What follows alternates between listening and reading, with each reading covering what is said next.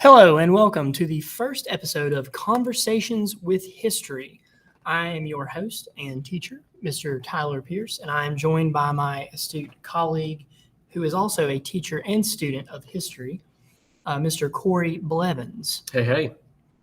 Today, on episode 1 of our 16-part whirlwind tour of U.S. history, we will discuss the pre-Columbian societies of Africa, Europe, and the Americas, as well as what happened when these societies collided. So we will jump right in with a question for my colleague. What does pre-Columbian mean? Pre-Columbian simply means pre-Columbus. The world, the quote, New World, which we talked about before Columbus's arrival in 1492. All right, so now that we have that out of the way, we know we're talking about the time period before the arrival of Columbus in the New World. Let's go ahead and look at some of these societies and their characteristics. We'll start with Native American society. Native American society, prior to Columbus, was actually quite a bit more complex than was thought previously. It was very populous. Estimates range from 10 million to tens of millions of inhabitants north and south of the modern-day border between Mexico and the United States.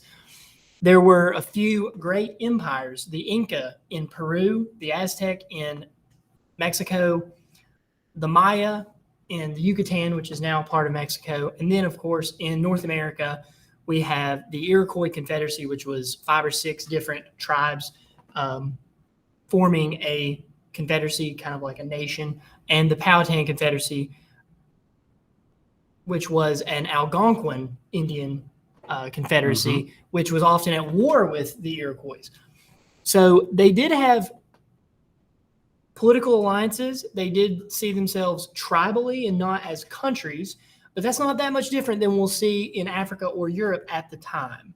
So let's move into talking about possibly what it means to have a social structure. So let's answer this question really quick here. What is an advanced social structure, and what does it mean when we say that Native American societies had an advanced social structure? When we say that a society or a culture has an advanced social structure, usually what we mean is that there are some sort of like hierarchies or levels to society. Most people in that society, in Native American society, were dedicated to farming, right? That was the job of most people.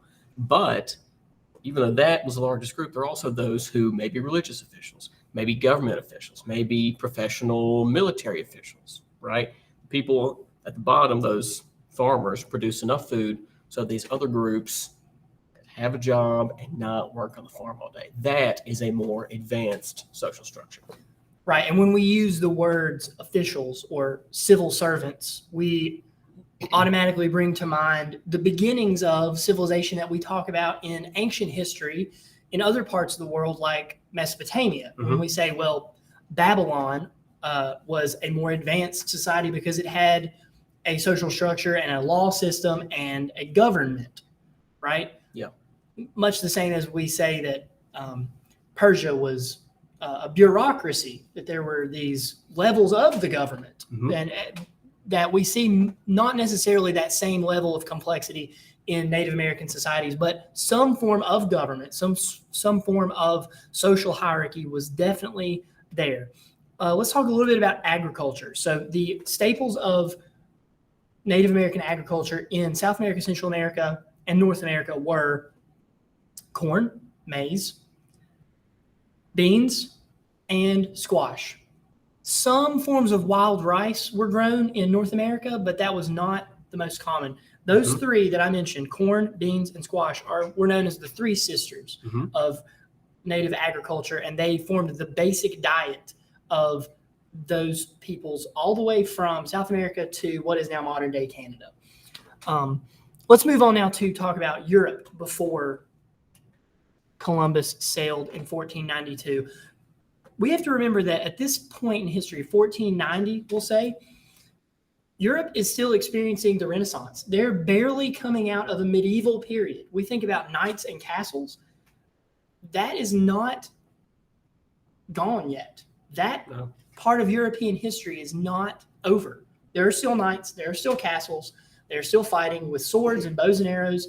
And yes, we're starting to see the beginning of the use of gunpowder. We're starting to see the beginning of the age of sail in the Navy, of these great powers. But it's not until after colonization that we really begin to see this advance towards a more industrialized and imperial kind of thirst for power and political alignment in Europe. We're still in a very medieval, basic, pre-modern, or early modern period in European history. And of course, the Renaissance has not even reached England. It's not even arrived in Northern Europe yet. It is still very much an Italian phenomenon.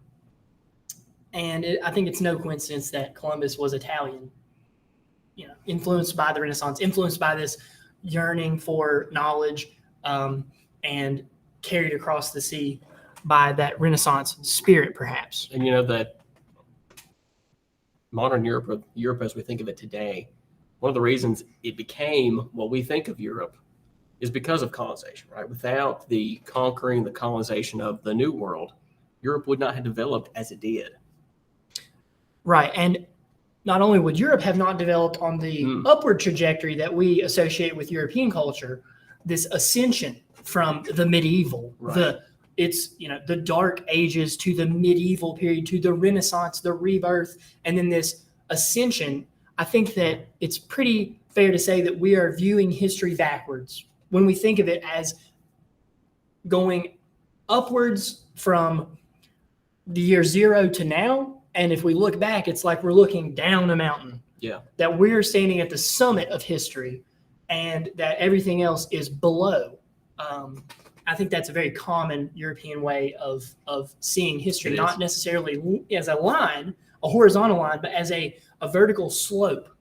And of course, in Africa and in the Americas, we see the opposite in many cases. We see cultures begin to decline, not ascend, but to descend into more pre-modern ways of living because of the impact of colonialism. Right. And notice what you just said there, because of colonialism. It's really easy when we talk about these societies to start to think in like weird, superior ways, like this group of people, these Europeans, were perhaps inherently better than any other group. That's just not true.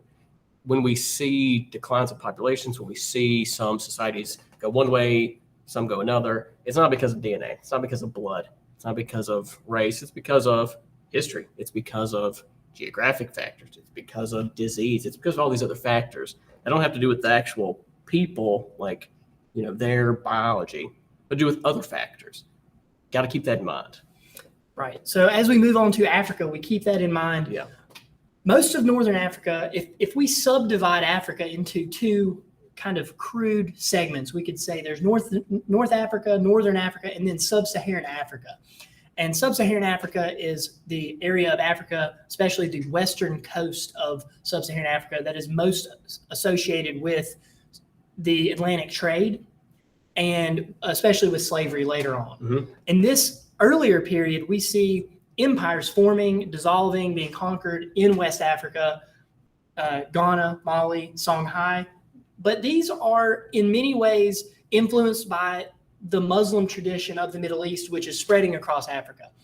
When we see sub-Saharan cultures in places like Togo, Benin, Angola, Sierra Leone, modern day Senegal, and Gambia, they are at this point, less influenced by Muslim culture and more traditional African styles of culture. They are agricultural, but they also trade, much like the Native Americans and the Europeans. If you walked into a village in Senegal in 1450, I don't suspect that you would see a great difference materially from a village in, say, northern Spain. Correct. There would be people farming. There would be people working with metal. There would be people who were officials, government officials.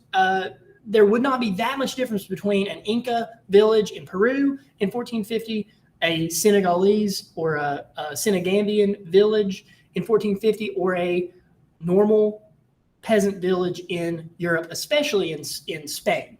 Because as we know, Spain was almost passed over by the Renaissance due to certain cultural factors, and mainly because their energies were being expended trying to expel Muslims from the Iberian Peninsula in Reconquista, which was their major goal in the 1400s and wasn't accomplished until 1492, actually, when they finally expelled the Muslim caliphate from the Iberian Peninsula. So in terms of these societies, we're looking at three societies where people are very similar. Yeah. Things are different, but people are very similar. Structures are fairly similar. Mm-hmm. So if we look at our next big idea, first contact, when these similar people come into contact with each other, we notice that it's not necessarily the people that are the biggest difference. What do we see as the biggest differences when these societies collide? One of the biggest differences we're going to see is the resistance to disease. One group will be more resistant to disease and has been living with those diseases for a long time. Another groups in the New World, Native American societies, have not been, and it will be an utter disaster for them. Right, and we hear from many contemporary sources in the British histories that when they arrived in British North America 100 years after Spanish colonization, they find deserted Indian dwellings, Native American dwellings, that were suspected to have been wiped out by disease that spread from all the way from Peru, Brazil, through Mesoamerica, Mexico, modern day Mexico, through the Southwest and all the way to Canada. These diseases were so virulent to the native populations that it did not just impact them. Right. We're not talking about an impact. We're talking about a collapse. Yeah. That the collapse of society that Europe saw in the 1300s due to the Black Death, the Black Plague, probably doesn't really even compare to the collapse that the Native Americans saw in the totality of it. In Europe, they were able to recover. They were able to find ways to change and to adapt their labor systems and their farming systems. And mainly, they weren't being pressured by an outside force. The Native Americans did not have that in their favor. They were simultaneously being subjected to a pandemic level, an epidemic level of disease, and also an outside cultural force in the form of Europeans. So as you will read in this unit, in the Alfred Crosby reading, the biological factors of disease, plants, and animals brought from the old world to the new world simply was too much for the new world ecosystem to support, especially the societies and the civilizations that inhabited those ecosystems. And notice the reasons there. It's not because these Native Americans were inferior or weak or stupid. It's because simply they were not resistant to disease. And the reason that Europeans are more resistant to disease is not because somehow they were this superior people, but simply they've been exposed to these types of things for a very long time before they come to the New World. Correct. And we see this through the idea that if you lived in Italy in 1450, it was not uncommon for you to see goods that had been brought from Asia. It was not uncommon for you to see goods brought from Arabia. There was a great admixture of culture and, by default, disease and animals and plants taken from other parts of the old world. And it was so intermixed that not only had the diseases become more virulent, they were more deadly because there were these waves of plague where people would get the plague in the old world and those who had no immunity would die. And then the plague would come back again, but in a worse form, and would kill more people, that the populations that were left had a strong resistance to these old world diseases. And also, their resistance is what created the more deadly diseases. Yeah. The new, we're all very familiar now with variants of diseases in the world in which we live. That is what hit the Native Americans the hardest. Historians agree on that. Yeah. So finally, traditions of colonization. So it became very apparent in the 1490s that there was going to have to be some sort of agreement on who was allowed to settle where and who was allowed to exploit what resources. And of course, we know these political agreements never really stand up to much scrutiny, but the Treaty of Tordesillas was the earliest one, which gave Spain claim to most of the Western Hemisphere. Of course, they didn't know how expansive the Western Hemisphere was at the time, but it gave claim to mainly just a small part of Brazil for Portugal. And of course, Brazil, the language is still Portuguese, is settled by the Portuguese and not the Spanish. The Spanish would really dominate in Peru, in Central America, Mexico, and of course in the Caribbean. True. And into southwest, what is now the Southwest United States and Florida, Spanish holding until the early 1800s. But the Spanish were there for what reason? If we could put it into a word. Well, the name of these Spanish explorers, conquistadors, very useful and direct name. Of course, that just means conquerors in Spanish. The Spanish conquistadors arrived for one goal, and that was to extract and exploit, resources from this new world, to extract and exploit the labor of the native peoples there. And that they did, and they did that on a massive scale. Right. And the Spanish tradition of extraction is possibly one of the greatest differences between Spanish colonization of the New World and English colonization that we'll see later. Of course, there is a century gap between Spanish colonization or exploration and conquest of their New World holdings and English settlement. But we don't often associate conquest with English settlement. Right. In many ways, and we'll see this in our next episode, in many ways, the English settlers were at the mercy of native tribes for a long time and were much more political in the way that they approached native tribes than the Spanish, who were much more attuned to military means of conquest. The French also explore in mainly what is modern day Canada, and they establish a very lucrative fur trade. So as we know, there aren't the resources of gold and silver in North America, in the eastern part of North America, that there are in South America. South America, very rich in precious metals. And it brings unbelievable wealth to the Spanish Empire. And by 1600, the Spanish Empire is the strongest empire in the world, at least in the Atlantic world. It is the strongest empire. It is the envy of Europe in many respects. And of course, we know that 200 years later, it is a laughingstock of Europe. It is falling apart.